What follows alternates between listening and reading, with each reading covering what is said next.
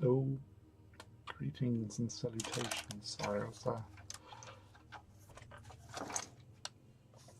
just been rushing around, so this is going to be totally, well, the usual sort of stuff, really, just off the cuff. I'm just going for it and trying to get these little dudes sorted out, if you know what I mean. How is everybody? Happy hump day to you, one and all.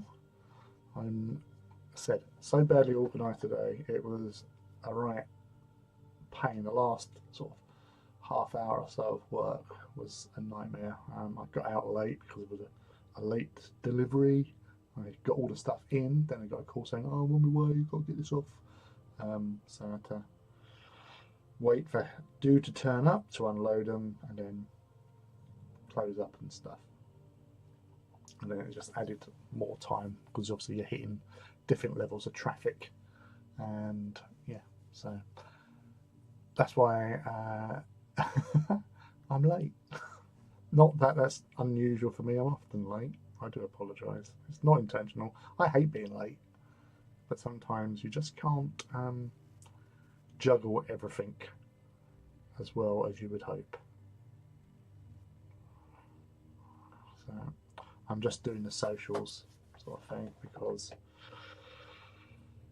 it's the kind of thing you got to do when you're a big silly YouTuber like me. Totally not a big silly YouTuber.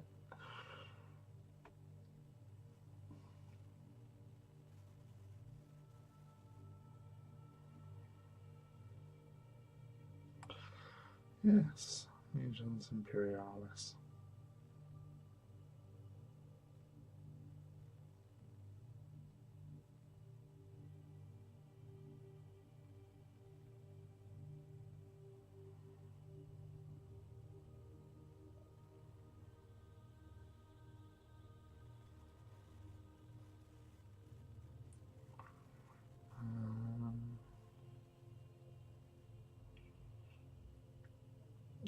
That's the other race, yes. Post the socials.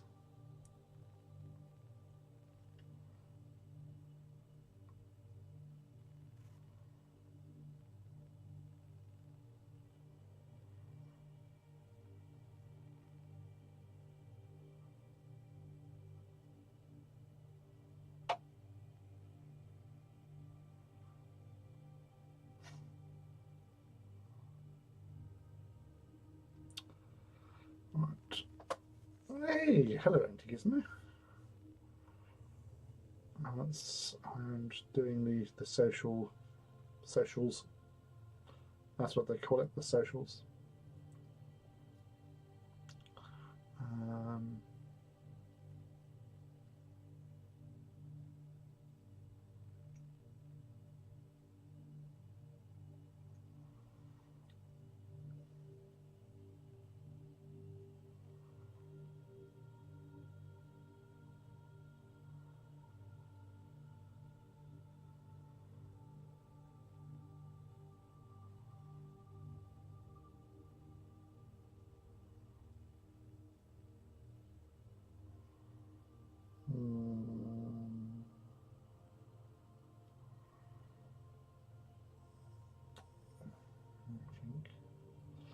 That'll do. So I don't normally do a lot of socials, so 2 or 3 really. Let's plug that in.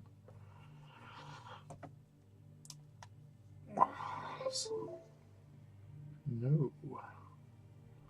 No, there's no kitty, my pork pie. No, don't want any imports. Thank you very much.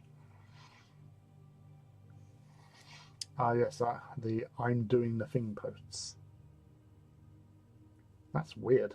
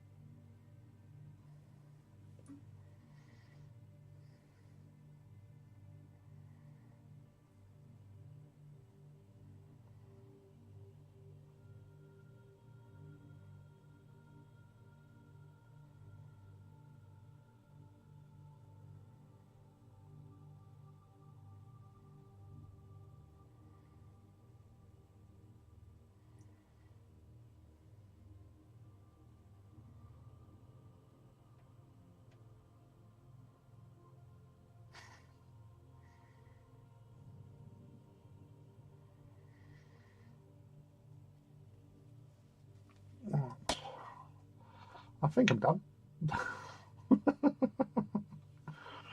Yes. Yeah, so trying to think, did I? Obviously, you got the Gundam World Championship, Gundam Builders World Championship thing. Um, that's down on the floor there. I am sick of looking at it.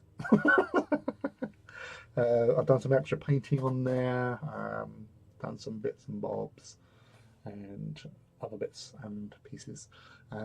Got this Saturday, I shall be popping into Comic Con at the Excel because I got invited down by Bandai again. They seem to like me. So I'll be down there in the morning for. They've got like a. I don't want to call myself an influencer because I'm totally not an influencer. I'm an enabler, but I'm lumped into that group of people that influence and stuff. And there's some sort of like little hangout thing they're doing, plus showing off some of the new stuff, kits that they'll be releasing soon. Obviously, there's been lots of stuff they've been showing on Instagram in particular, which I have shared in the stories this week, like some of the new, like the Dogu Ragu or whatever it's called, amongst other things, and the real grade RX 93 FF. So that's really something I'm looking forward to, and so the unveiling of the bits and pieces, having a chat with the guys and girls from Bandai as well, because they're really nice people. Also, because that doesn't start until mid-morning, I'm going to be there from sort of early doors, as soon as you can get in, so early advance ticket. I'll be going to find my friend Dennis and his wife Kaylee, and at Rivals Corner, because they're actually doing Comic Con as well. So I'm going to go hang out with them for a bit, catch up and stuff, and then I shall depart to the Bandai stand, meet up with the people there. I'm not sure if Suggs is going to be there. I think Peachy is going to be there. Well, he said he was going, kind of. Yeah, we said he was going. And there might be a few others from the Warhammer, the Warhammer community as such. Hey Arnold, hello. I'll be right back. For now, hi and all light. Thank you very much for the like. Everyone, like and subscribe. Press the notification buttons. I love saying that. You know. Why not? All the YouTuber people do, all the proper ones. So I want to be a proper one. So, so yeah. So we've got the Gundam get together. Or they called it a hangout. So that's what I want to take. That's what I did last time. I just went there, hung out, chatted to the people, had a look at some of the stuff in the displays, because they did have some like dioramas that people had built. I would have took my one down there, but I'm only going for a morning. I'm not taking that all the way down there to carry that around everywhere, so that's not happening. So yeah, so that's the plan for this weekend, and straight from there I'm heading up to my friend Brian's, because it's the usual birthday roleplay weekend. So this year's weekend, because obviously some of you may remember, back in June or July it was, sorry, I was up at Brian's because we were doing the Aliens roleplay weekend. But this is the traditional birthday weekend. His birthday's at the start of October, but for some reason we do it at the end of October. Don't know why, but still, it's tradition. And we're doing Spelljammer, Dungeons and Dragons. So that's going to be interesting, because I haven't played Dungeons and Dragons in a few years.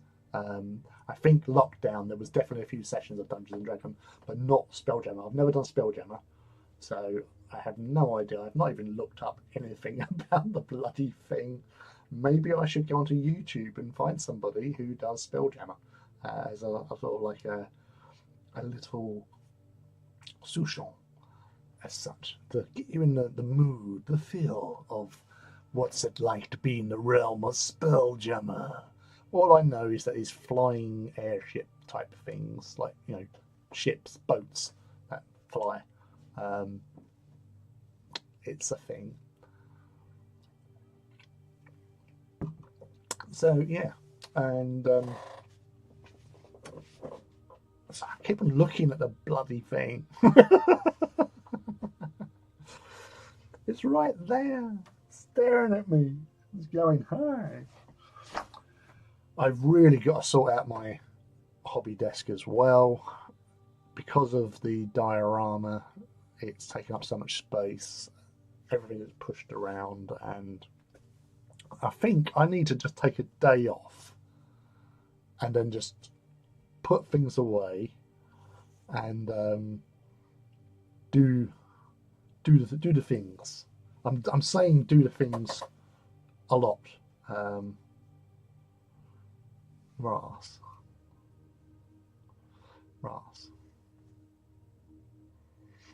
Um,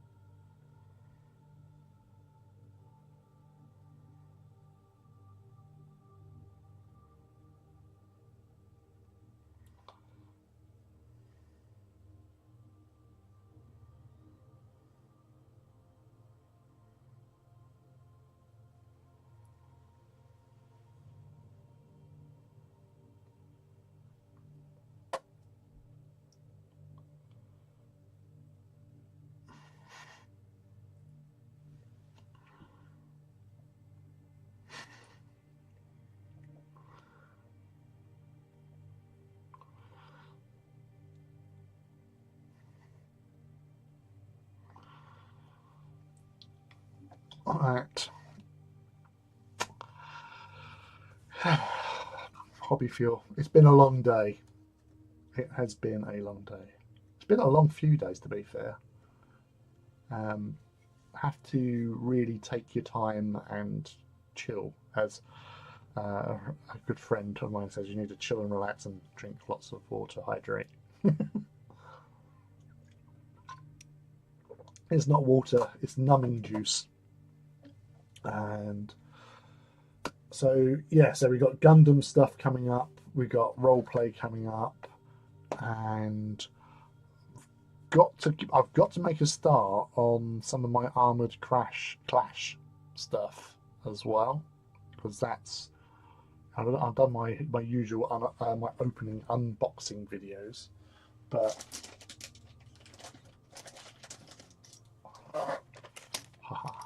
unboxing videos, but I really want to build something. Like, you know, I've been building this for almost a year now, and I still haven't played the game. But then again, I haven't had a chance to play mini games of anything. So I just found something hard and nibbly on the floor. But you know, like when you're building an army and you want to have all the bits, and you can't really play the game until you have all the bits.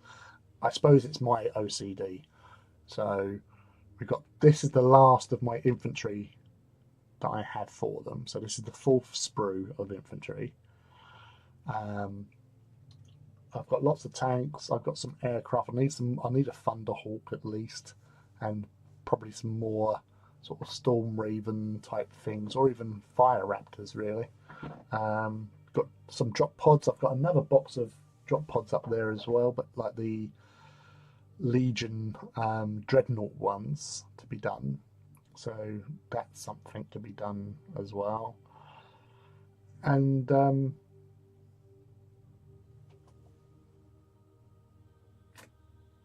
Oh, there's a Reaver Titan up there as well, which I can't remember what I was doing.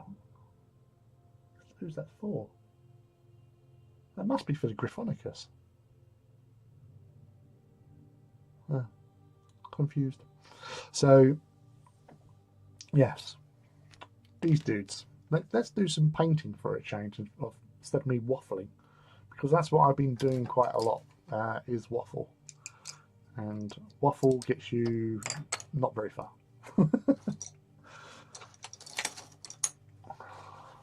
But yeah, I definitely need to do some. You know when you just got to strip everything back and then start again. That's what I got to do with my hobby stuff, because when you're unorganized you can't focus, and when you can't focus it gets really hard to do anything really. You need to have that sort of clarity, and that workspace does make a huge difference. Plus I've got to get rid of some of these old paints as well. Some of them are way past their sell by date and have dried, which is never good. But yeah, it's continuously evolving situation when it comes to. I'm tidying up at the moment. I'm doing what I shouldn't be doing at the time when I shouldn't be actually anywhere near tidying up. I should be focusing on what I'm doing, which is these guys. That's what I'm doing. I'm doing these guys. Honest, governor. Right. So we did do a lot of the metallics on these. I'm just going to grab the bases that I've already done, because I'm trying to remember. I'm sure I did like the bolter casings, and it's those little details. Ah, yeah, I've still got to do the holsters as well.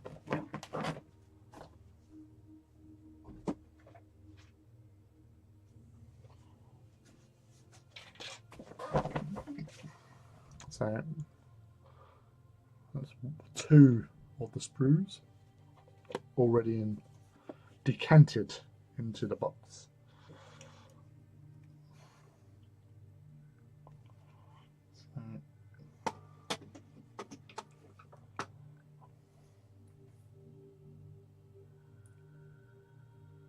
So yeah, they've got black casings on there, grey shoulder pads, and I don't know if you'll be able to see, but the little holsters, brown leather. So, you know, they look the part.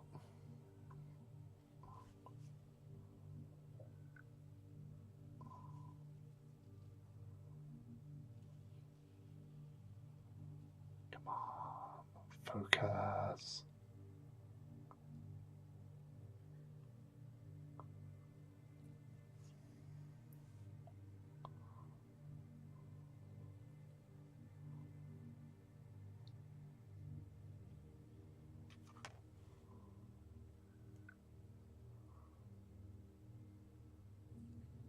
No, that's not working. But yeah, so we'll keep that to one side. So at least I can see what the hell I am doing.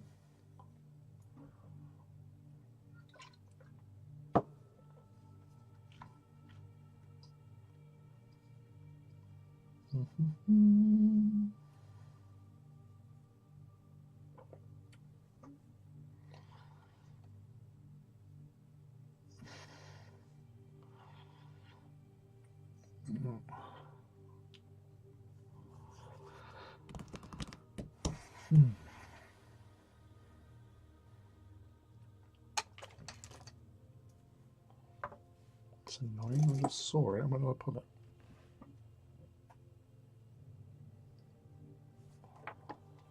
Right in the face.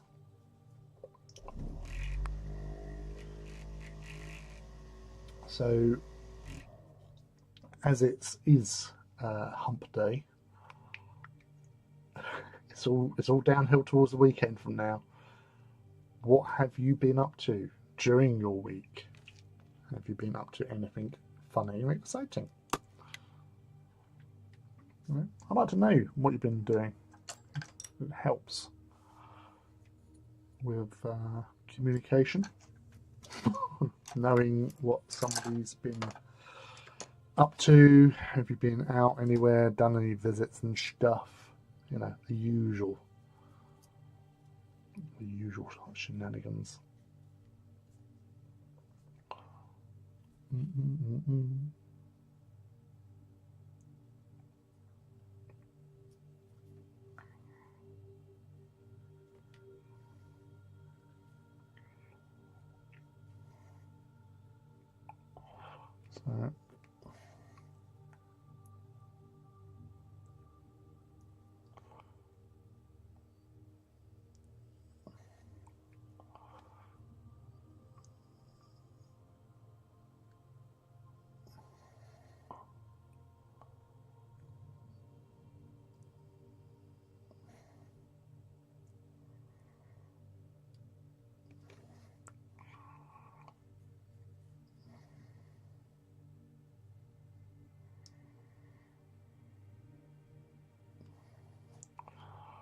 So it's an interesting way with regards to painting these things, because it's just like you're just scratching the paint on carefully, he says.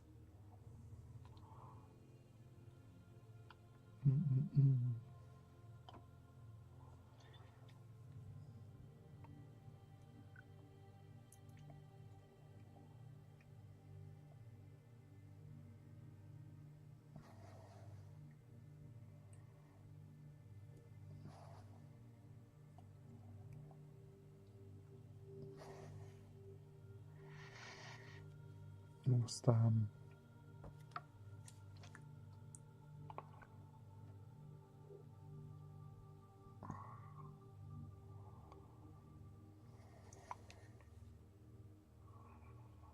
that's 4 of the plasma dudes.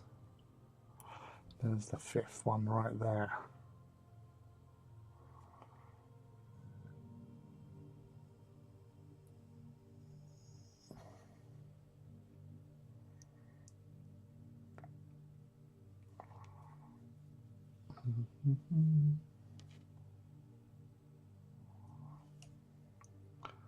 Just the application of a little bit of colour. You're not looking at doing, well, I'm not looking at doing mad details. I'm purely wanting to just get a notable bit of colour in the appropriate position, because these things are really quite small, and you're not really, like in a game, you're not really going to be looking at them. You're not going to be able to see them from the other side of the table or whatever you're playing. So it's getting them to look good enough. There's people out there that have done some amazing like paint jobs with their guys, but I'm not one of them. Being frank with you, yeah. If I can't see it, what's the point? It goes back to my favourite argument about painting the insides of a Rhino or Land Raider, because I don't bother. I'm not going to see the inside. So that's why I don't. Ooh. So the cold weather we've had in the UK really makes my knee joints ache.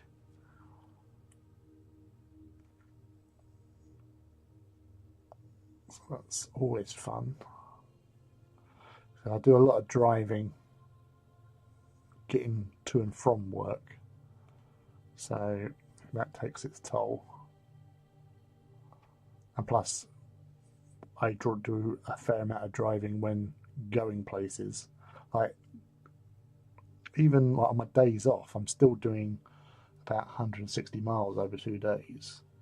And I'm literally going from my home to the kids, but it's all the little running around that you do as well. So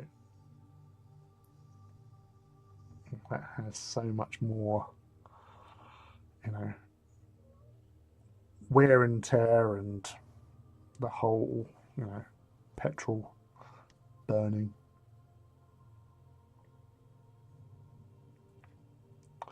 That's what dads are for, I believe. With bumper stickers. Dad's taxi. To be fair, the kids, although they're both old enough to learn how to drive, being able to afford to learn how to drive is, and then even being able to afford to have a car and insure it is something that's not going to happen anytime soon anyway. Plus Thomas wouldn't mind learning, but it's I think on the road he probably he does sort of take after me a little bit with people that sort of bad drivers basically, because I've been known to say swear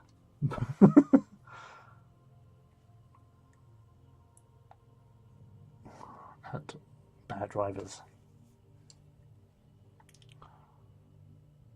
Thomas doesn't like being sitting in traffic, so that's not good.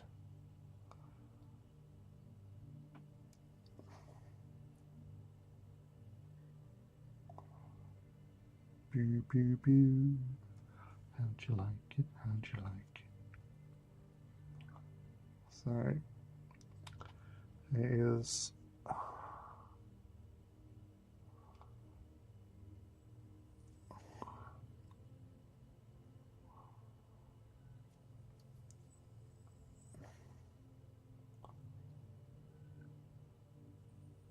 It's really a case of finding that inner peace.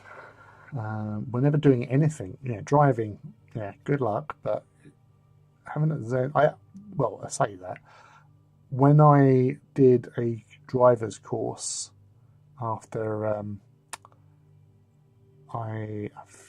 think the first time I did it, sorry, I've done it twice where I've had to do driving courses because the first one I was speeding. It was late at night. Well, it was basically 1 o'clock in the morning, and I was looking after the kids that night because their mum had gone out, and I fell asleep. She's got home at 1, and basically, see you later. And so I probably wasn't fully with it whilst driving, and I'd basically was doing. They said 55 in a 50. So if you're at 54, you've got a chance. Well, you have a chance that you won't get pulled for it. You might just get a letter saying slow down, but you won't have to do anything. But if you're over 10%, which 55 technically is, because you round up, you get a fine, 3 points to your license, or you can spend some money, do a course. So that's like pretty much a half-day course of sitting in a room with other people, and they're teaching you about speeds, roads, asking you questions and stuff, and then sort of like a Alcoholics Anonymous for drivers. Because people will share their stories. Well, I was only doing this in this situation, and this happened. And then the driver instructor will go, or the person who's hosting it will go, yeah, but you were driving at a place which is this, and this is the reason why. And they explain it to you, and you go, okay, yeah, fair enough. But you might feel aggrieved when you get speeding ticket and all that. I was annoyed that I got a speeding ticket, but I didn't question it because where it said I was doing 55 and a 50, the road where I was, caught on camera, is actually a 40. So I weren't going to say, yeah, but it's only a 40 because that's worse. So I took it, didn't argue it, did it, and as I said, they're explaining everything about road safety and like laws of the road, who's in the wrong in this situation, who's in the right in this situation, and saying things like, all right, somebody's behind you and they're flashing their lights at you. What do you do?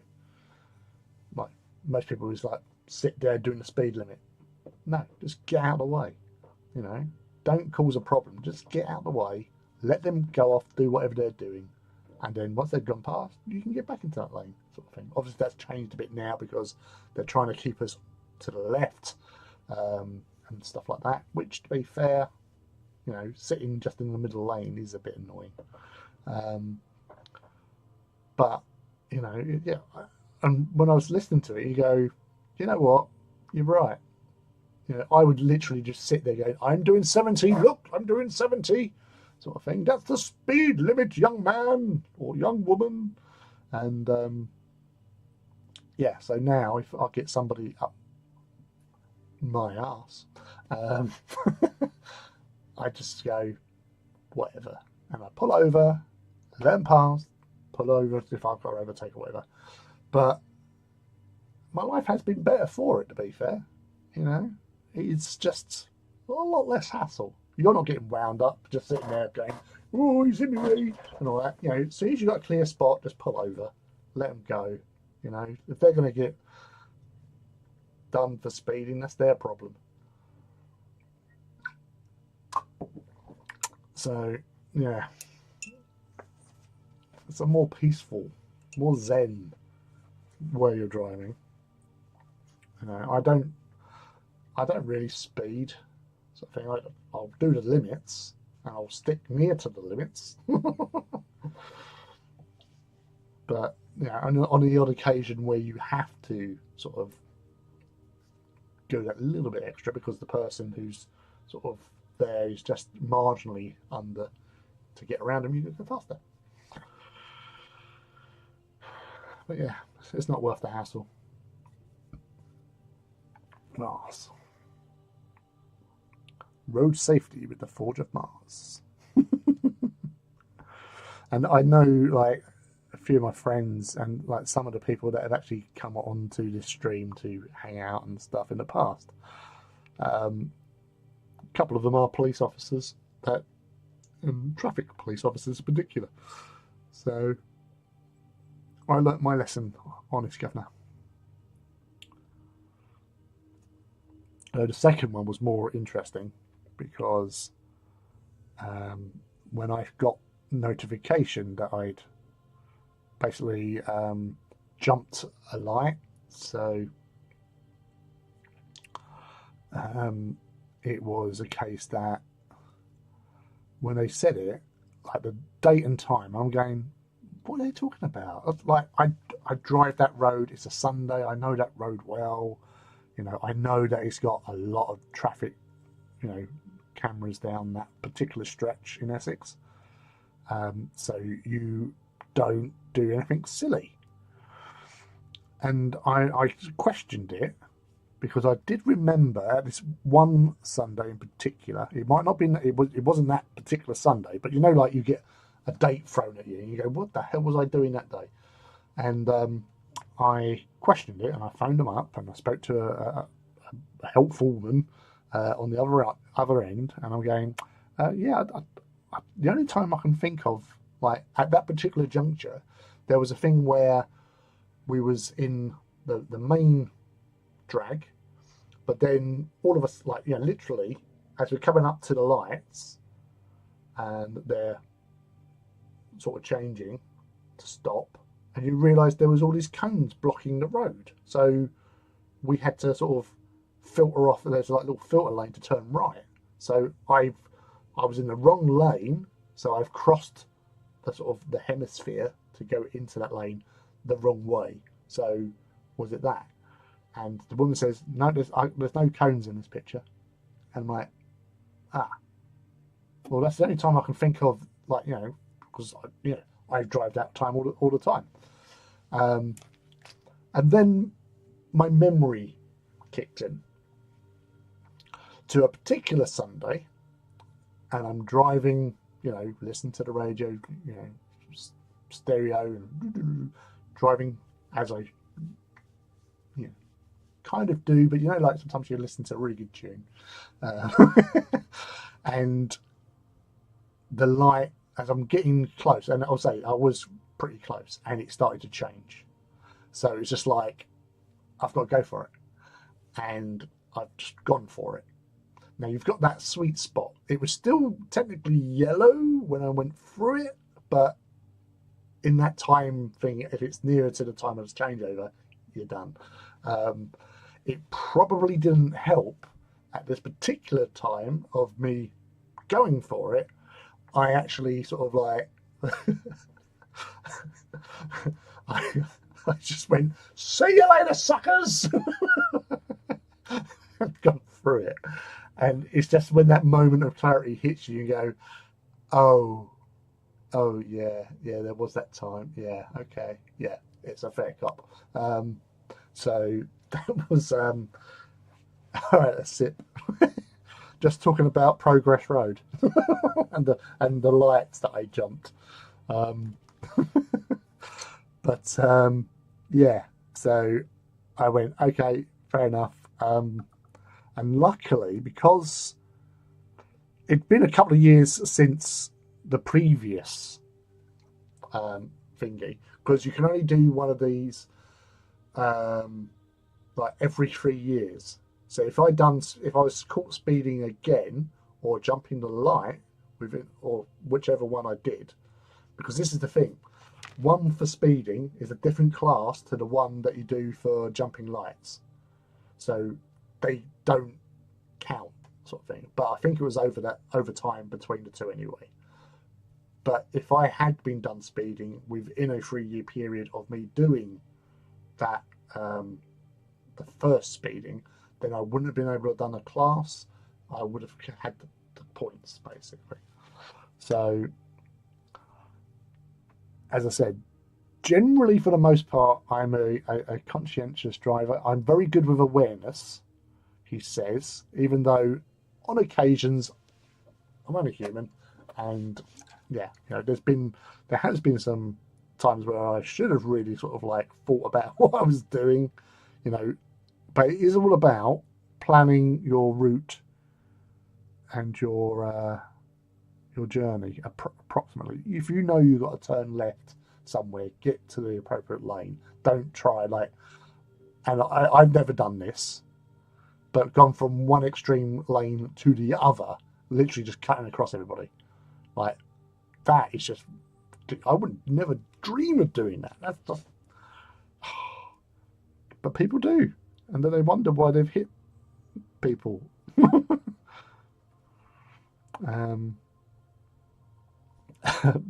Funny enough, before coming online earlier on, when I was making dinner, I was watching some reels as I was like cooking and stuff, and there was this one about this woman who'd been pulled over. It was an American woman been pulled over by a state trooper, sort of thing, and you see her getting in the car, and he's going, whoa, where are you going? Where are you going like that? And she's just got in her car and she's gone. And he's pulled along. He's like, oh, stop this.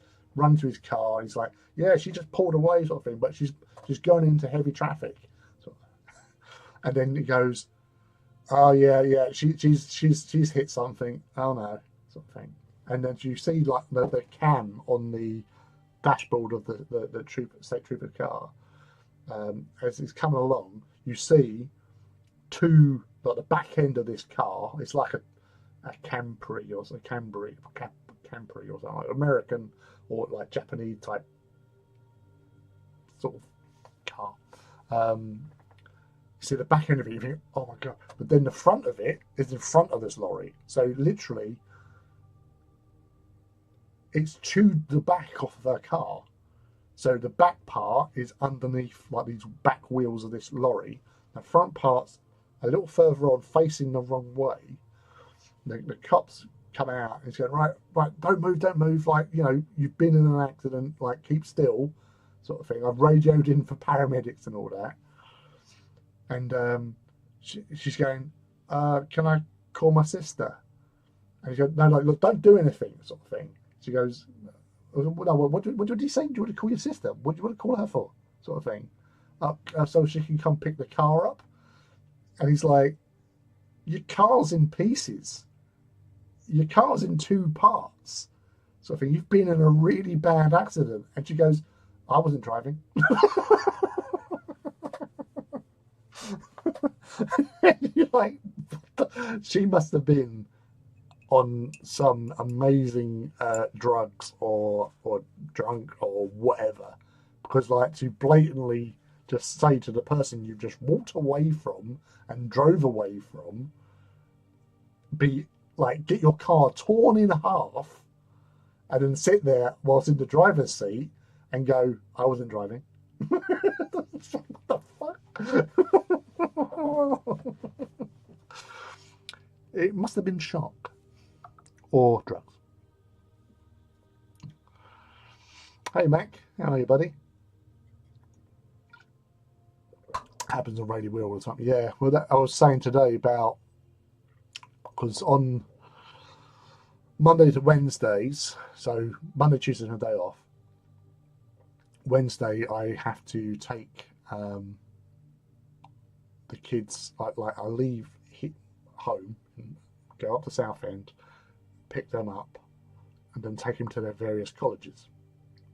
One's in Southend, one is in Basildon. So getting the one to Southend is easy enough generally, but then getting from there to Basildon is the challenge, because obviously, as you know, really we're Fair Glen, not the greatest of places, and also leading up to Progress Road from Kent Elms, always fun. So yeah, it's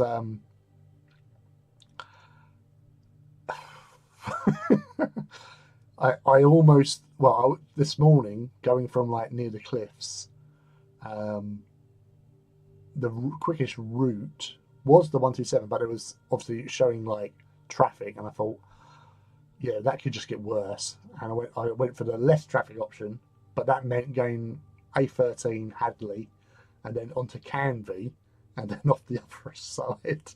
So I was doing that, and then the sat nav just gone, hey, do you want to save yourself 3 minutes? And I thought, yes, please. So I went boop, and then I just cut through and came out the fairway opposite Progress. So that missed the most of it, and then it's like 20 minutes from there. So yeah, it was that was one of the better days. It's luckily I've always managed to get Thomas in at least a minute before time. But yeah, it's that road, some major work is going to have to happen on that at some point, because the amount of cars on there. But it's generally the,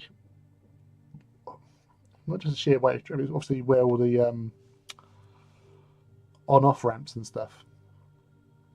You know, Rayleigh Weir, and then you've got like a mile down the road, you've got Fair Glen. So it's just all that backed up.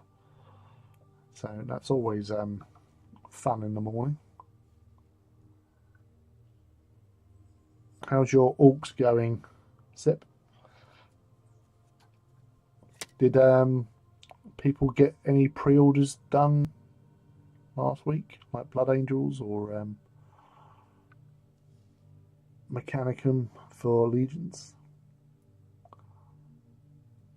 I did eventually get my Legion's sorted, because the order I put, although PayPal took it, it hadn't been cleared or claimed, so the money was refunded. So I just redone the order on Sunday, but unfortunately I won't be getting my stuff until the 15th. So everyone else is getting it like 2 weeks earlier.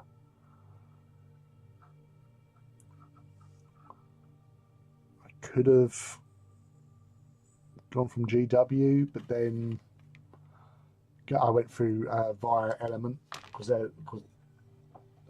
Darkseid didn't have anything. Element said they were getting a second reissue, but it'll be on the 15th is when you receive it. So I just thought, fuck it, just do it, because that and the book cost about the same as buying just the box from GW.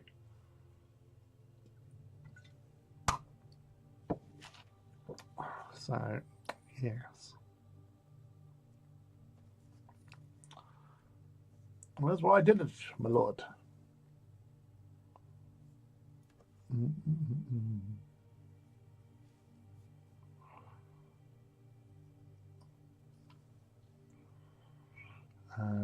Speaking of drugs and driving, there was a real short I watched on YouTube. A woman picking her hubby up from hospital.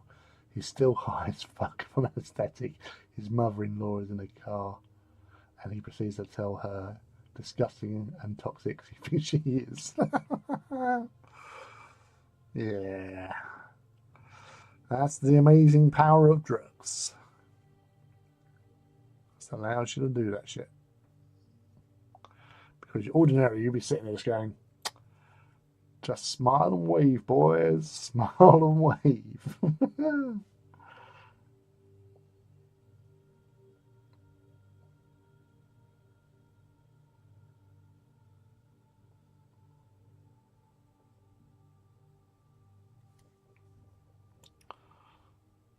Yeah, but you do get those other videos as well, like people just coming off of anaesthetic and stuff, and just not knowing where they are, and everyone's like videotaping them.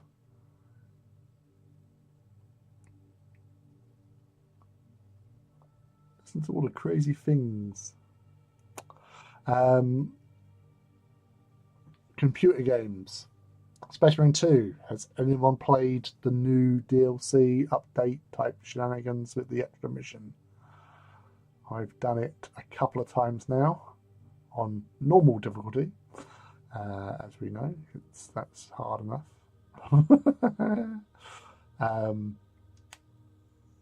Done it 3 times now, I think.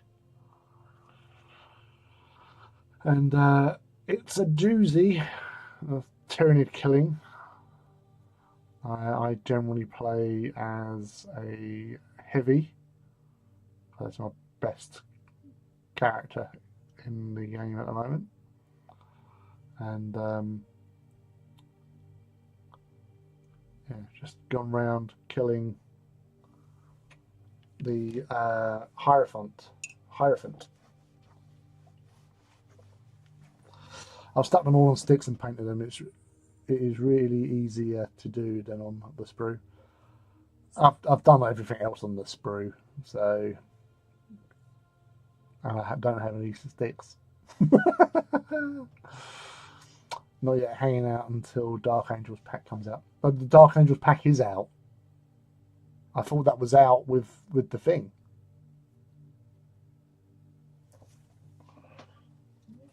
Because yeah. Well, I'll check now. I thought it was coming out with the mission. Doodah.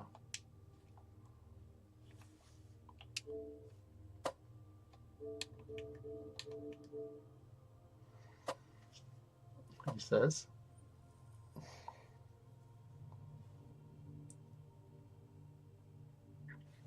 thought it was season 2.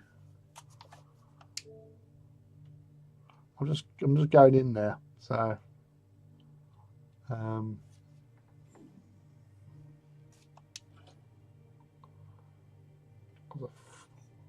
and saying I don't remember seeing like the thing on there. It was where you have the Ultramarine doohickey on the screen.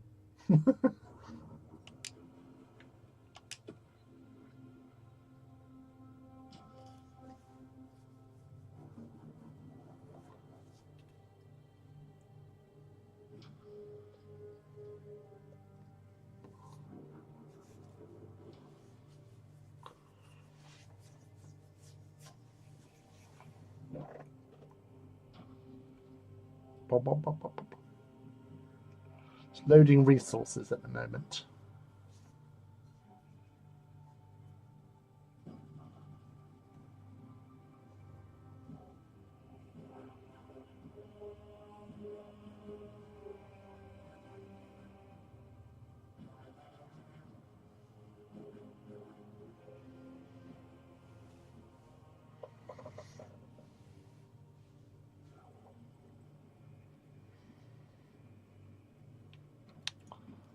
So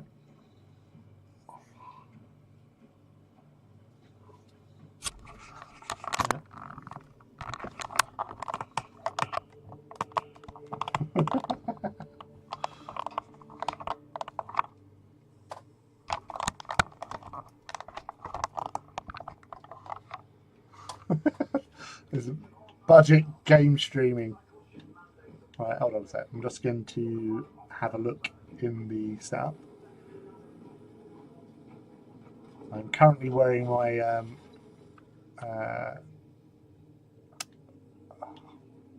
Alpha Legion. Get up. There you go.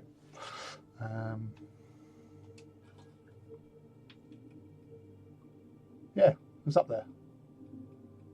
Was it? No, that's Step to Start is Unknown Founding DLC. Okay, but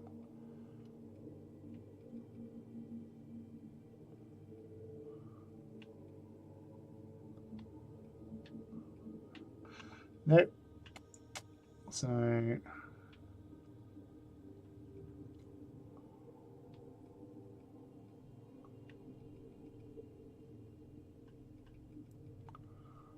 I thought with the first one, because I didn't get the elite one. I got the next one down, and I thought you got these opened up, but obviously it gives you access to them, but you have to pay for the stuff. So that's a scheme that a couple of my friends all do. So I thought I'd join in. That's my Knights of Blood, my Blood Angel successor. That's my Sons of Antonicus, my homebrew dude, and Alpha Legion. Which, yeah, so.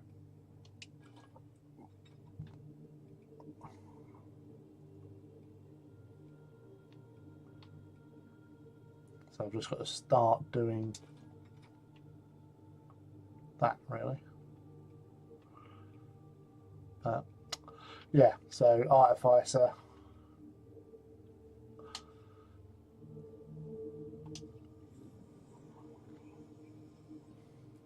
But this is a painting stream. So yeah, I thought it came out with the extra mission. So I do apologise.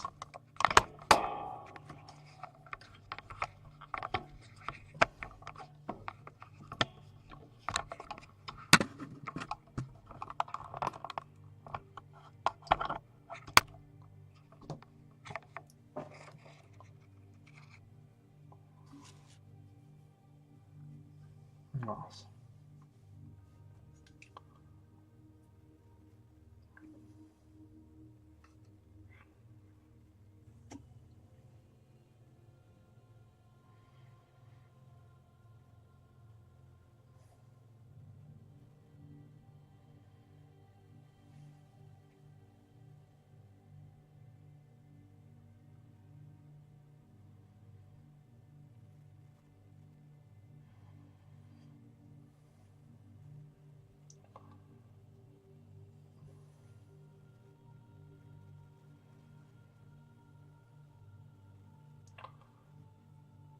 Mm-hmm.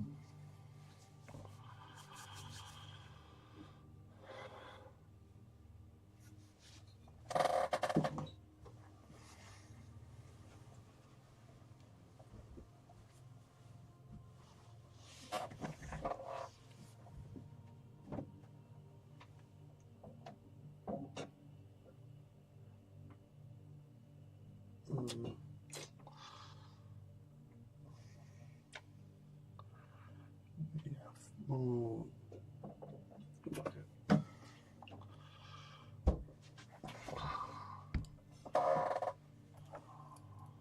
Good thing about having a good mini fridge. Hobby fuel.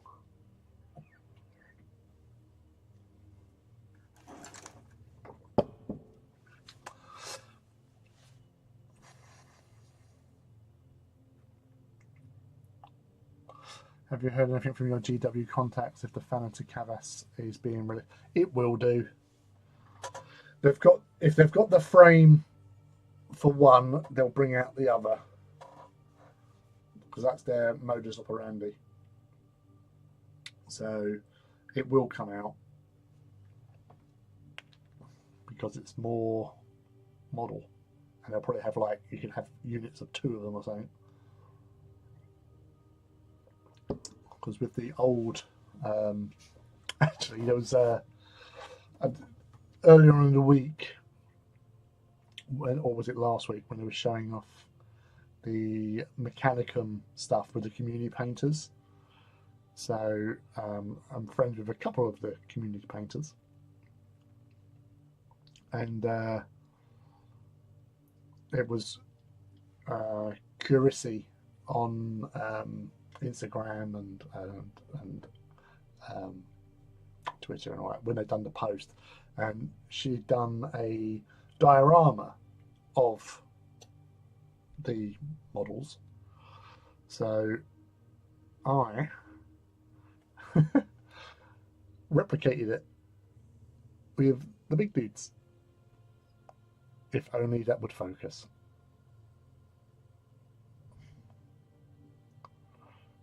Although I did have to use servitors because I don't have any Andy Solaricris or whatever they're called. But Fanata, Vulturax, Castellax, and the little servitor dudes. And this was just like, this was a base I was trying to do with for my Titans years ago, using a angle grinder disc, 12-inch angle grinder disc with like polyfiller and sand on it. So that's been because I've done this at work because some of my stuff is kept at work.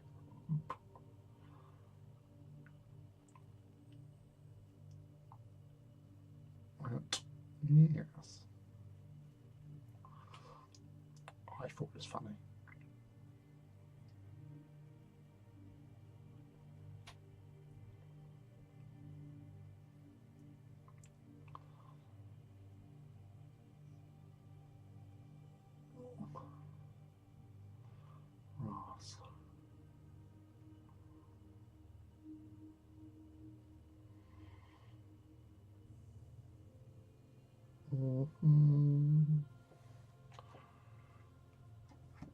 Ross. Ross.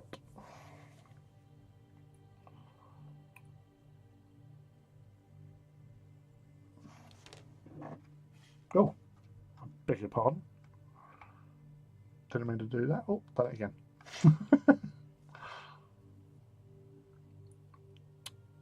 So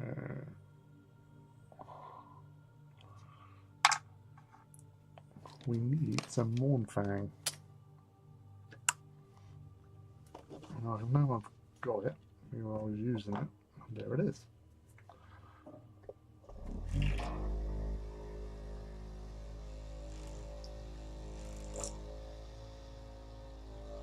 Publisher.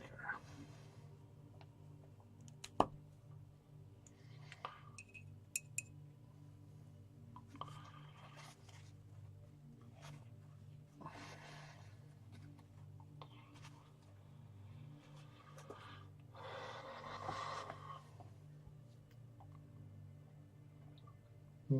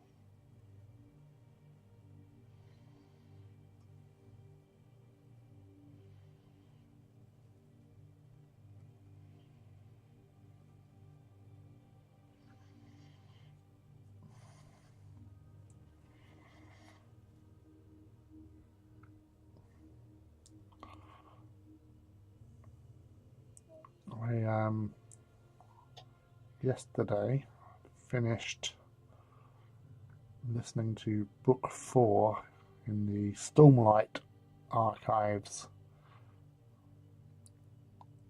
by Brandon Sanderson.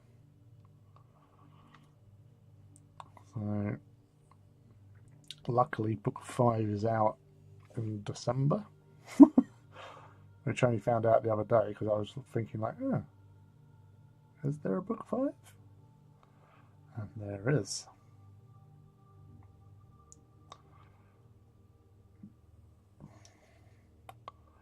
I've enjoyed it. For something that I started a couple of years ago, I got it because I was looking for other stuff to listen to. And I always like audiobooks where they have lots of hours invested. Like compared to like Black Library stuff, you know, a long Black Library book is probably around about 10-12 hours. And like the last one, book 4, I think it's Oathkeeper. No, Rhythm of War. Oathkeeper was the third one, I think. So that was about 50 hours, and I do listen, and that's what it was showing. But I listened to it on 1.2 speed. So I'm not sure if that was the overall hours or it was to take into account the 1.2 speed.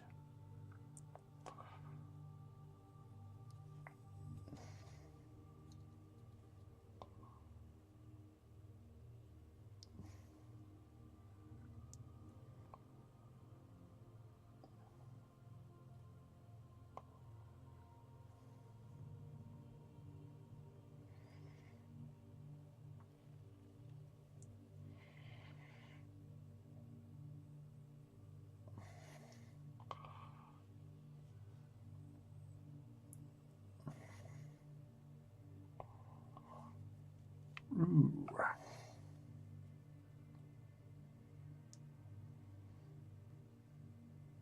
Mm-hmm.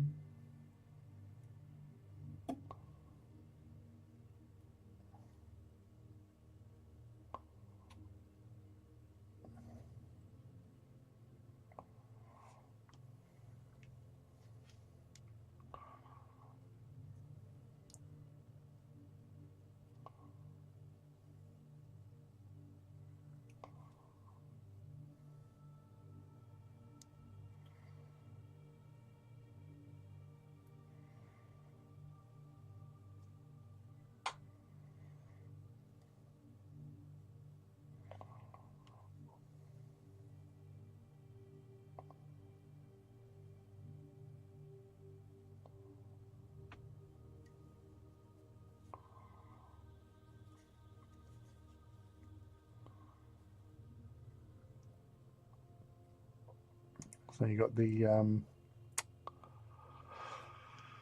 Dystopian Wars and Armored Clash pre-orders, or next month's pre-orders. You've got the Union faction with their Armored Clash box set coming out.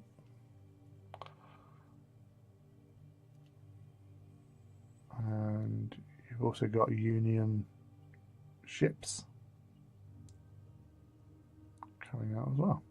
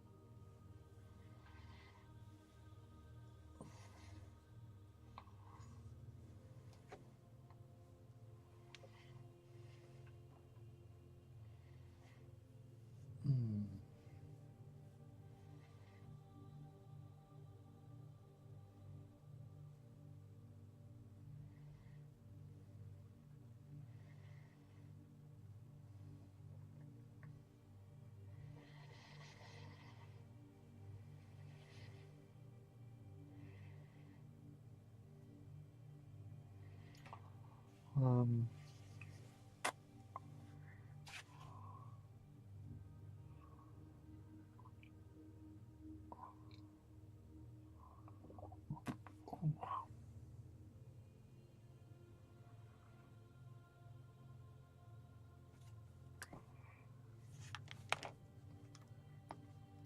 Sorry, Tesco showed up.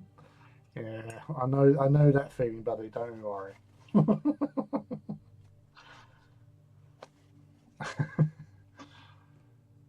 You get all these things arranged for delivery, then you completely forget about it, and then next minute you're surprised. Oh, that was Tesco.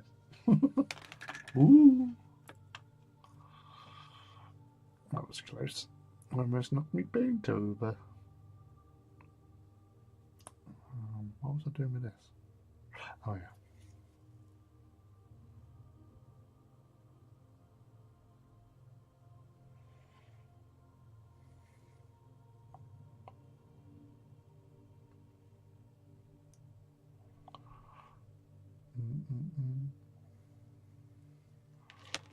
That'll do on that.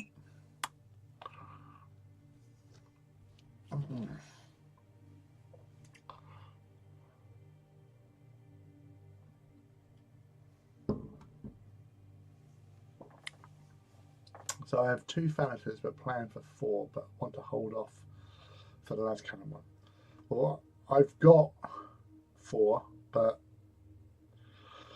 one of them is the Kavas. And then 3 Thanators. Because my idea at the time was that you could only have 2 Thanators in the heavy support choice back in HH1. And you could swap a Thanator for the Calyx one, or Kavas, whatever they call it now. So with its Solex las cannon with strength 10, back in there, I don't know what the new one does now, but I'd always loved that kit, like all the Mechanicum stuff. I just loved.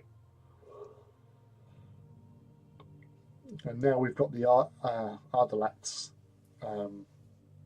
in the small dudes, so that means they're coming out in the big dudes, because if they've got a small one, we've got to get a big one. Domitars as well, they're fun, especially against like lesser infantry, not so much against dreadnoughts, which seems weird, since they've got like, you know, grav hammers, sort of thing, or the grav weapon, the grav combat weapon, whatever it is.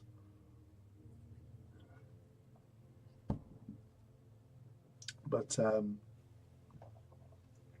I haven't fielded my Mechanicum in an absolute age. I've done it a couple of times. Mechanicums are normally always playing Marines, or people will go, "Oh, don't play Mechanicum, don't like them."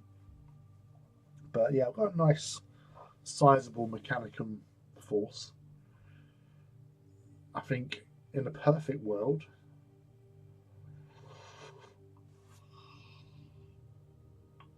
I probably want to get like another 4-strength squad of Thalax. I just love Thalax. I've always loved Thalax. Like initially, my army had like 18, so 2 squads of 9, and I basically converted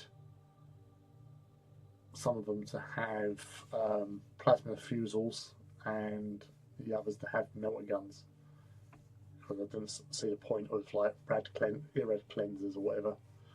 Didn't see the point of them. I want basically with the old plasma fusils, I really liked them because they were marine killers. So a squad of 9, the 3, so it's 1 in 3.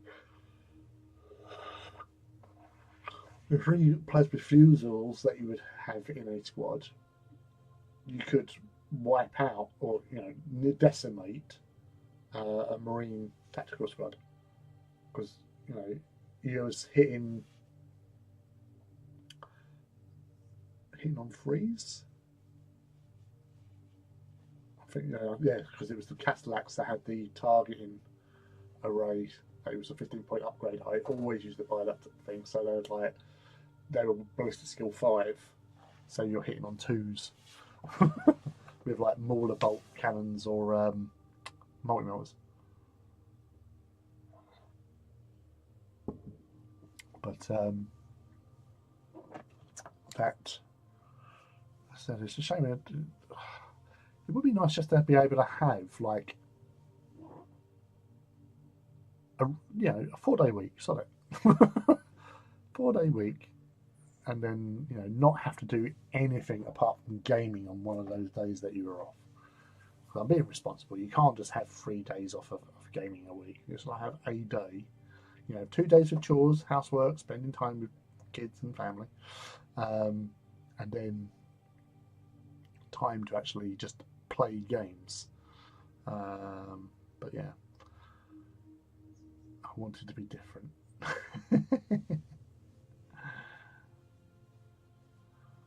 Yeah, we did a game where my mate was playing cross. We were back in 7th Ed, so I was playing my Mechanicum versus his Space Wolves, and he had a clump, so I call it a clump of Fenrisian wolves, like 20 strong Fenrisian wolves, and he was sticking a rune priest, I think it was. Well, it was the chaplain type one. So I don't think it was a rune priest, but it was the chaplain type space wolf priest. There, wolf priest. There you go. Wolf priest on a bike. So he was toughness 5, and I was pulverizing this clump of Fenrisian wolves with my Thanatos, because the old plasma wave is that you re-rolled saved saving throws. So they might have saved it, but then they could lose it because of the plasma wave rule. And you had 3 Thanatos firing their plasma mortars into this clump of Fenrisian wolves. And mate was saying, okay, I'll take the hits on my wolf priest. So I went, okay. And he's like, it's a 5+. No, sorry, it was toughness 5, so it was obviously harder to wound. But because I think plasma was like strength 8, so it wouldn't have been double the toughness. So it wouldn't have been an instant kill if you did foul one. But, and I didn't know because he was playing a very specialist army in Space Wolves, and he was rolling 2+ save, but he was saying it was because of this thing that it was a 2+ invulnerable save. And so he's taking his hits on his wolf priest and he's making every save. I'm like, Jesus Christ, like literally 2 rounds, at least 2 rounds of firing with the Thanatos. And I killed fuck all. He kept making. I was like, "Jeez, that's powerful." Admittedly, yeah, what I had was powerful, but when you're getting all these hits come in and he's making the saves on him, it's like that's just crazy. And then he realised it wasn't a 2+ invulnerable; it's a 2+ save. So, right, okay. So, do you want to redo it? I said, no, that's in the past, we'll do it now. And then everything died. But yeah, it was just like, Jesus, how the hell are you making all these saves? Like 2+, that's because we were playing 2 different armies, 40k army versus Heresy army, and I don't know Space Wolf rules, but I do know that they have a lot of cool stuff that gives them really stupid powers and whatever. And he actually fought it too. It's like, oh, okay, it's like that's a bit OP, but I'll let it slow because these things are a bit OP.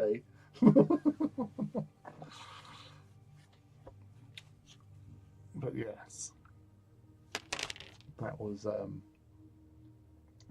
my little running with Spaceballs. The last time I played Spaceballs, I was playing Tau, and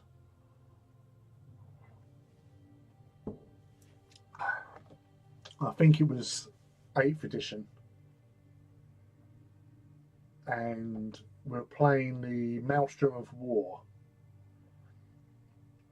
Now the problem is they didn't have the Tau centric cards out, and every card I pulled out going against space marines, or let alone space wolves, when you got them in your hand, like there were like things that they don't really do close combat, or you must defeat an enemy in close combat over an objective. Well, that's not going to happen. So every card I had, and also it was like I think he was just saying like at this whatever location or whatever, and it was like well out of right. I couldn't get to it in time, sort of thing. It would take me like two, 3 turns to actually get to the position and stuff. It was just like I got the right arseache, and I thought, I'm not enjoying this. No, he's like scoring points left, right, and centre because he had his Space Marine Maelstrom of War cards for his faction, but I'm just using the generic ones, and all the ones I pulled were shit, So it's just like, defeat an opponent in close combat. Yeah, okay, it's not going to happen. Take this objective. That's not going to happen.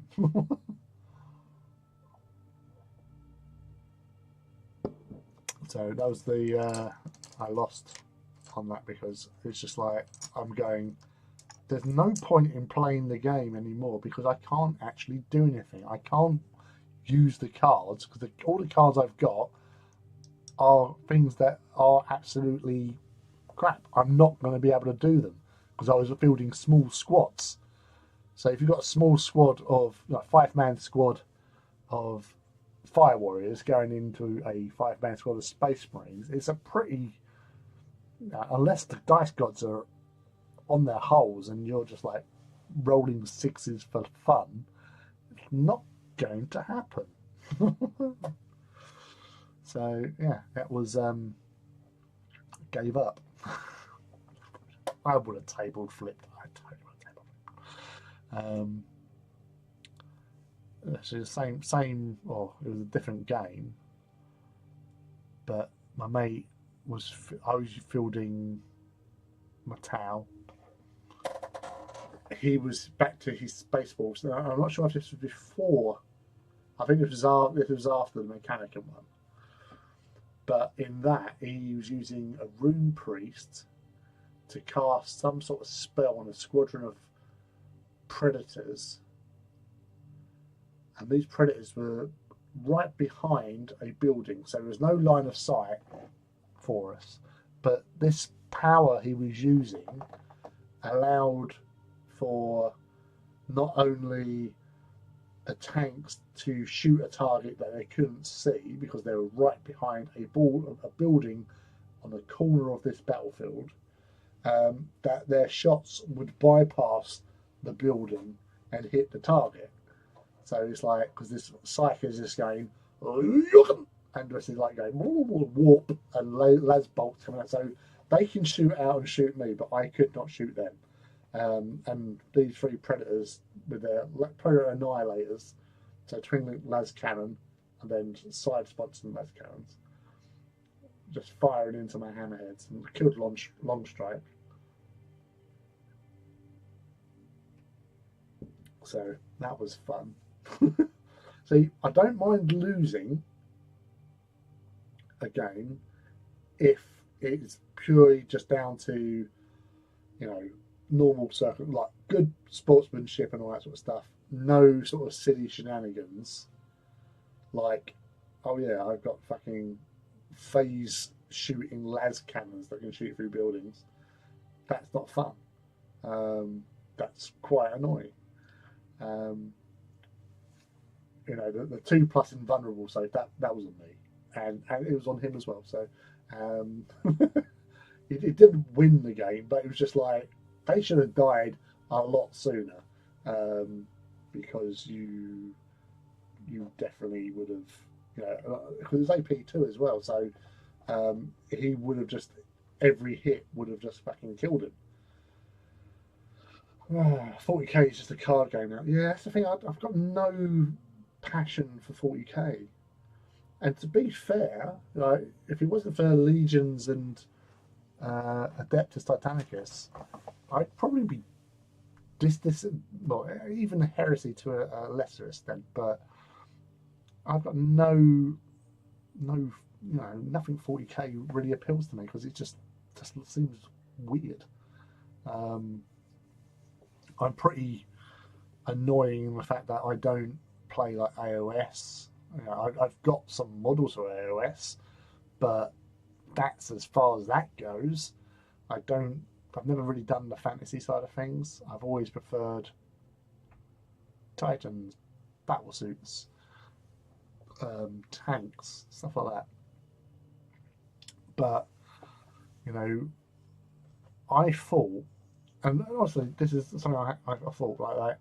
Basically, like with the inclusion of Primaris, and I love Primaris models. Don't get me wrong, I like them. They're the right size. When you've got them standing next to Eldari or Imperial Guard, yeah, it looks cool because you can see the height difference. What I was thinking that the plan was for the Games Workshop was that the Primaris is the Games Workshop game system. So that's for introducing new people into the hobby.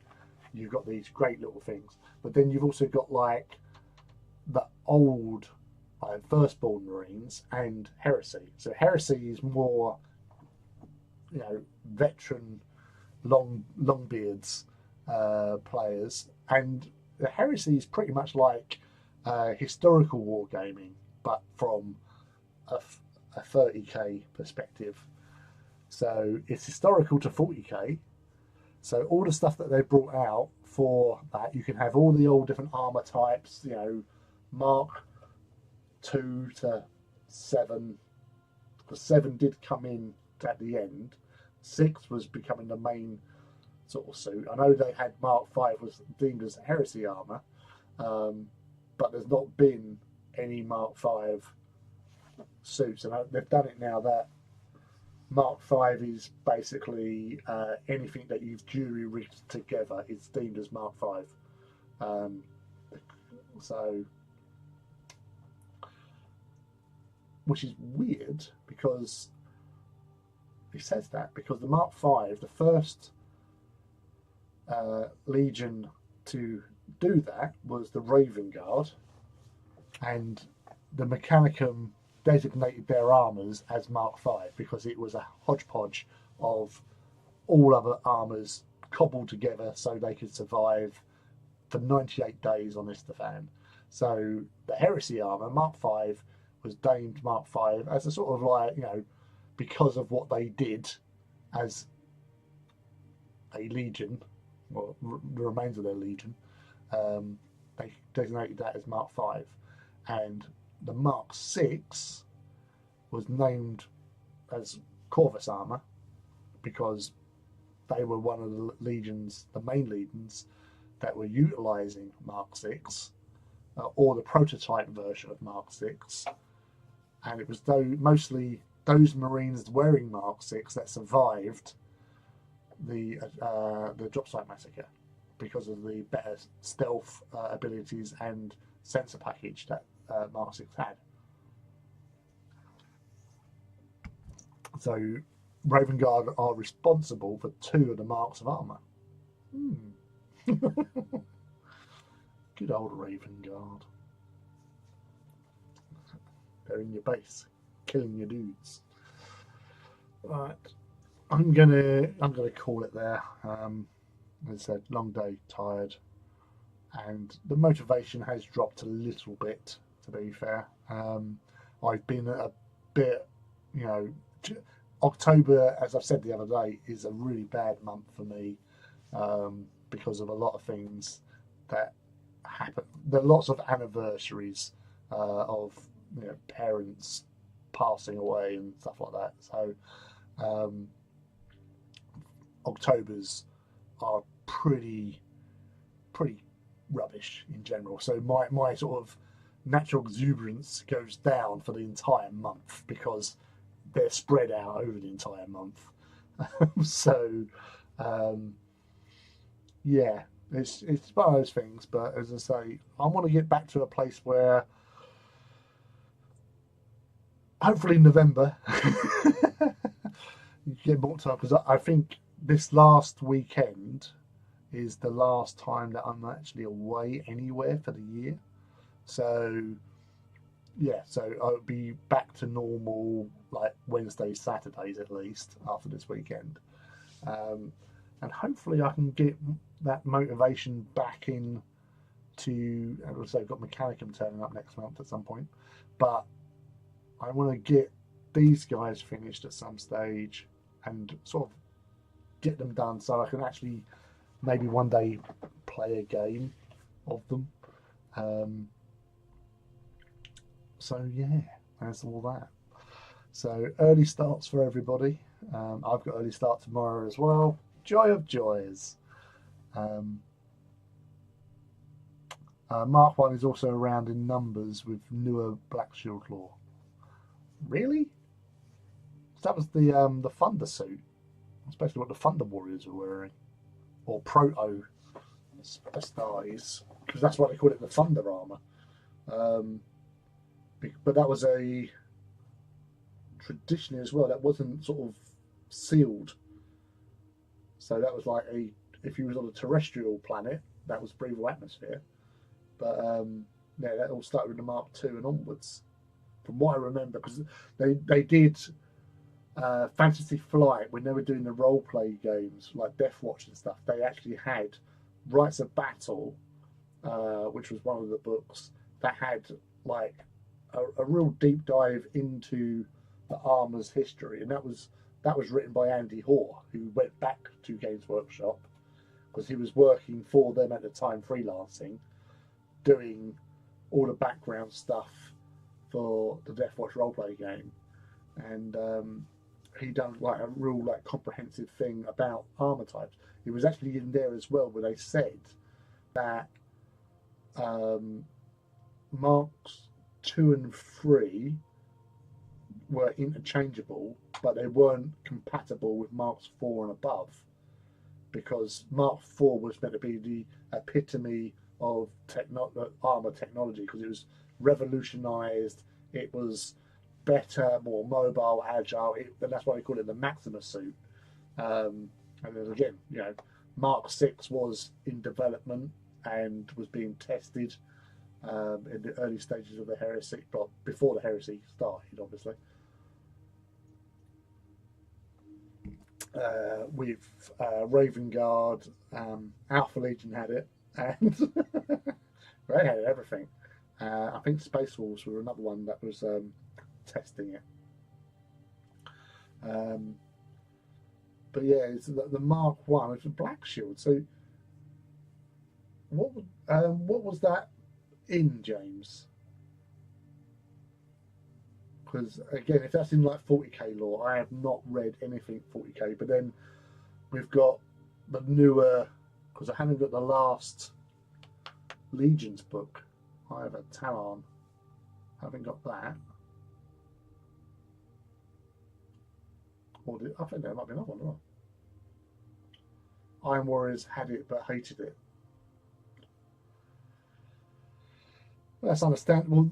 That's the thing. Iron Warriors, because I always had this thing where certain legions, like in the early days of the heresy, you would expect certain legions to have a certain type of armor. So Death Guard and Iron Warriors in particular, you'd expect them to have Mark III, because Mark III was heavier plating on the front, because they're always going towards the enemy, and they were like for meat grinder type siege sort of stuff, and also like using out in space as well, because it was also the hardened armor. But that's all sort of changed a bit as well. We've had it used for ceremonial purposes, and some officers wearing it in place. But a recent White Dwarf has noticed certain Black Shields using them heavily. Chainmail and sunglasses are back on the menu. Well, again with Black Shields, it depends. Obviously, they're not in the heresy. They're not that well supplied, so they're stealing whatever they can get. So I can imagine them getting stuff out of museums. You know, it's armour at the end of the day. You can stop a bullet or bolt round. Same with the Sons of Horus had the most Terminators. Well, that's the other thing though. Like going back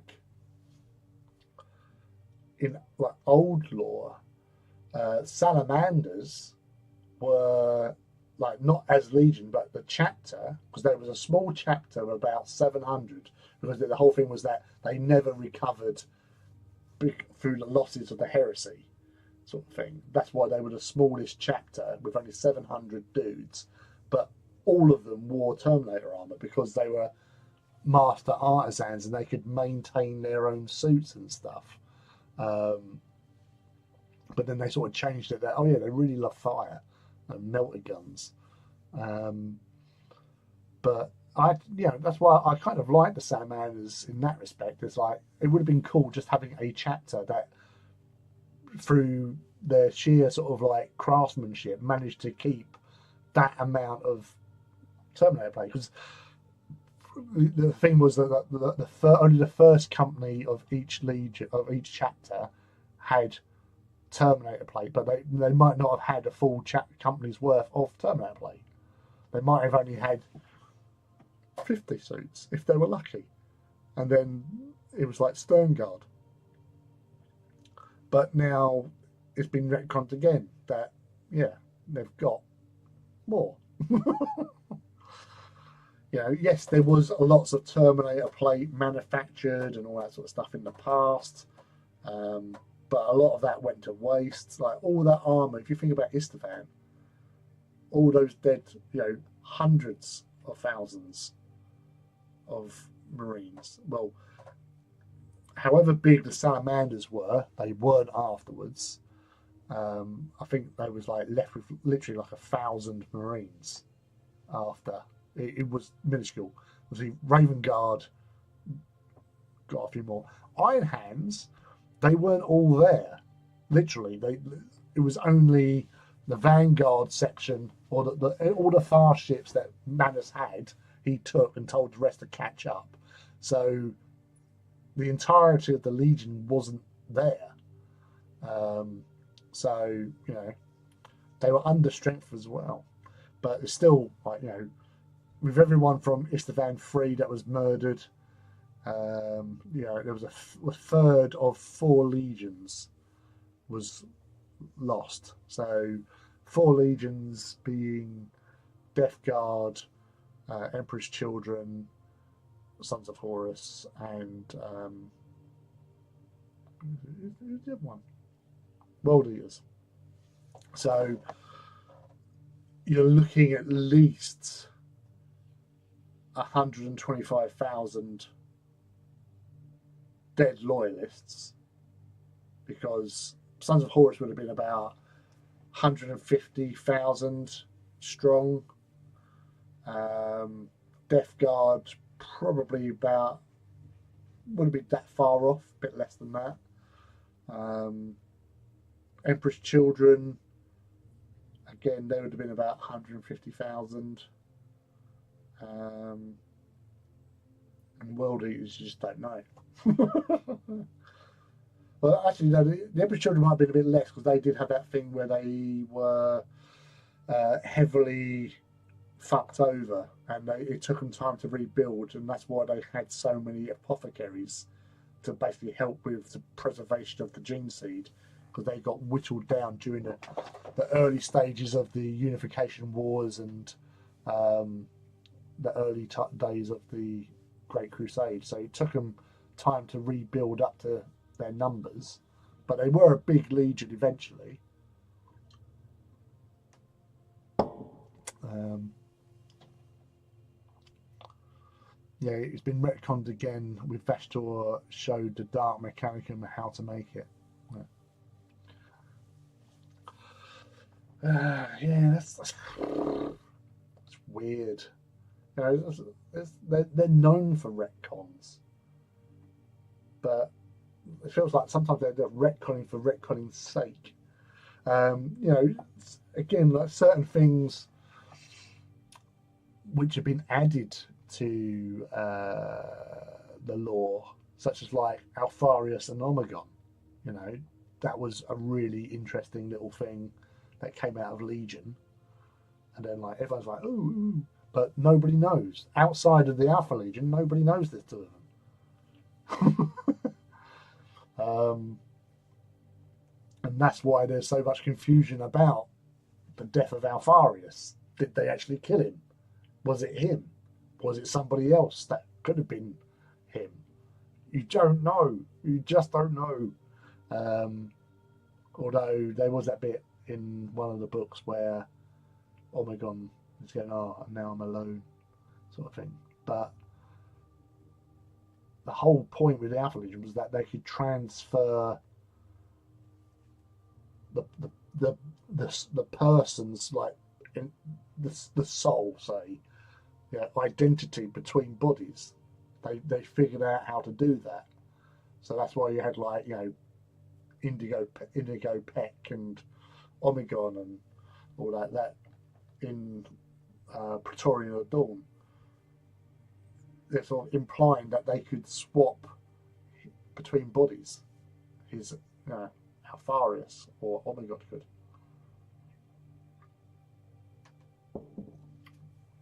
You just don't know. Just don't know. Because they'll change it again. There's no sort of stable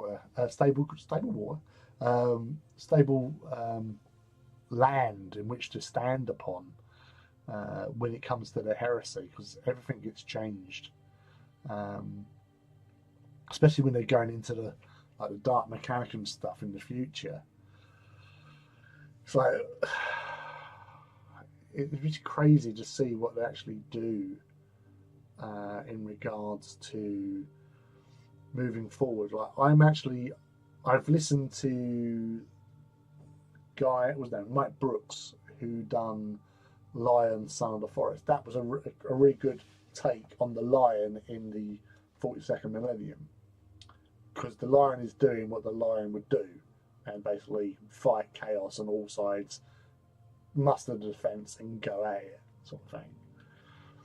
So that was cool. The end was cool as well when they meet up with the Blood Angels.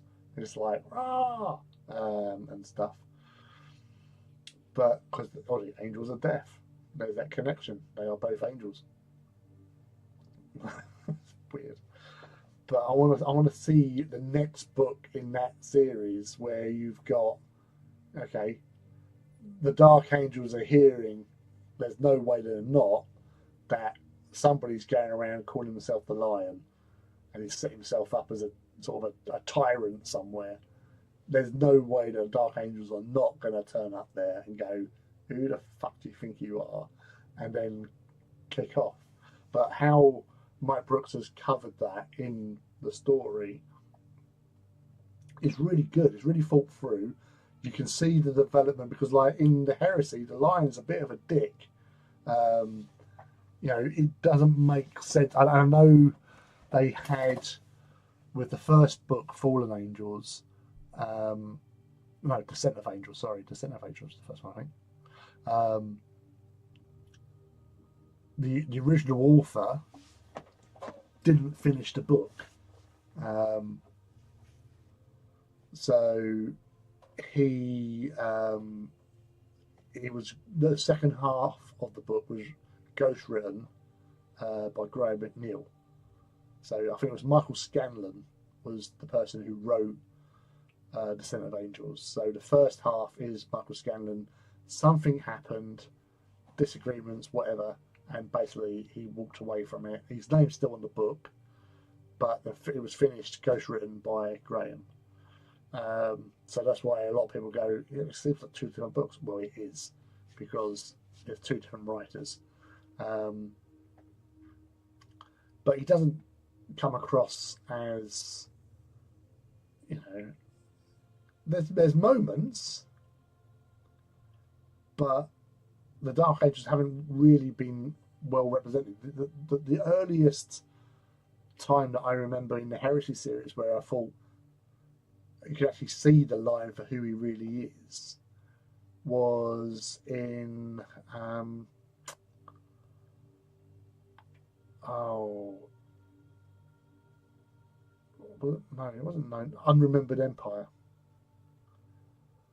And the moment is when he's on Macragge talking to Rabute, holding his cards close to his chest, and then Ninth Haunter, who's been running around the Invincible Reason, has escaped and basically initiated combat drop on so 10,000 Dark Angels are deployed from the mass drop pod launch, and you just see basically the Lion be human for a moment, because he knows that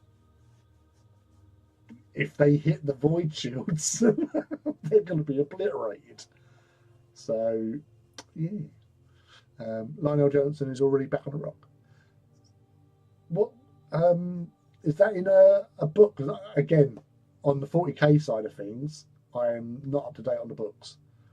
Or is that in the codex or something, or is that literally in another short story or something that I've not read or listened to?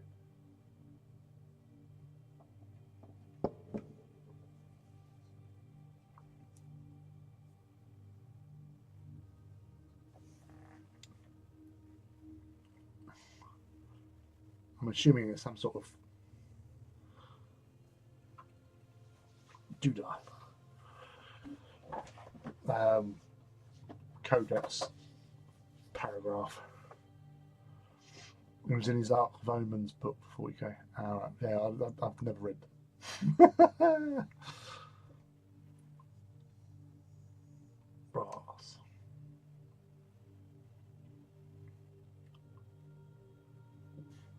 He royally put Asmodai in his place. Oh, really? Oh, that could be interesting. I might have to see if I can just Google something. I'm sure somebody's done a video on it. That's the thing. It's like in Son of the Forest, how, you know, he basically, the realization about the whole destruction of Caliban and what happens and all that. And I mean, absolutely pummels Angron. That's no big. His brother did it before.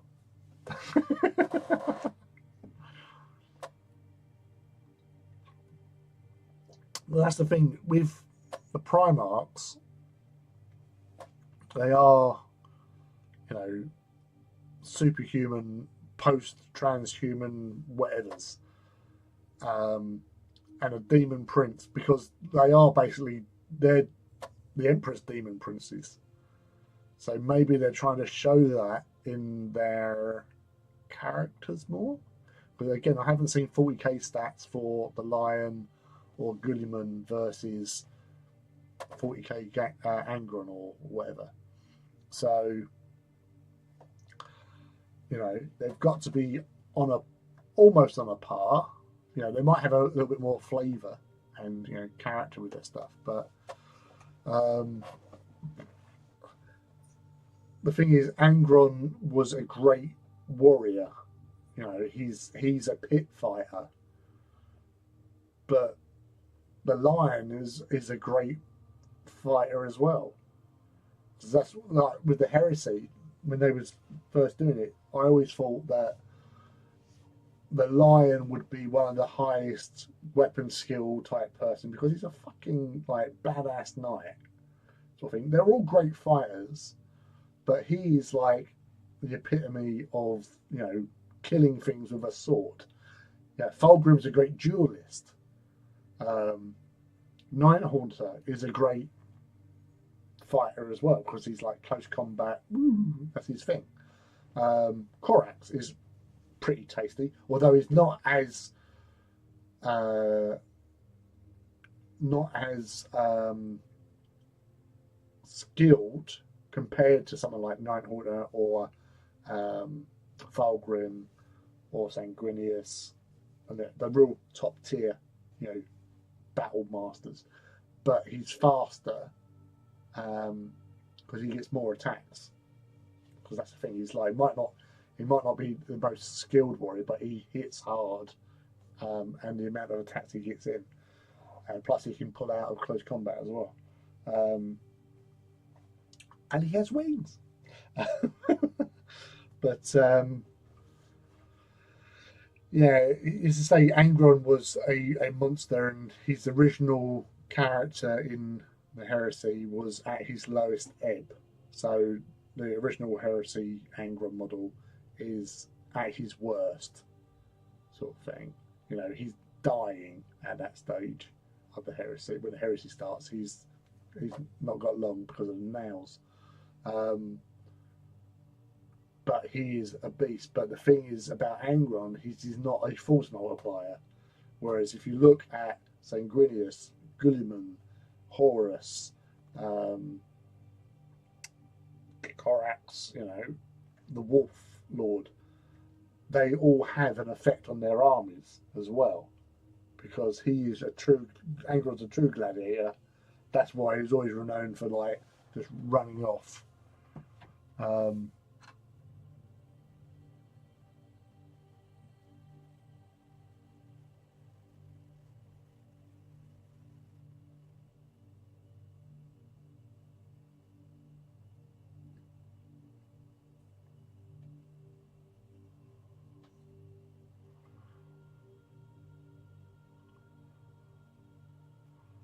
Yeah. Right. Okay. Well, I think that's it. So I'm not here at the weekend. I'm away. So it'll be next Wednesday. We'll be back on again. So I hope you have a wonderful rest of the week and an awesome weekend, whatever you're doing. I'm sure I'll see some of your stuff on socials and stuff anyway, because I'll always be checking them. But until next Wednesday, I hope you have a super awesome time of things, and let's be cool and groovy. So until then, adios muchachos. Take care. Bye.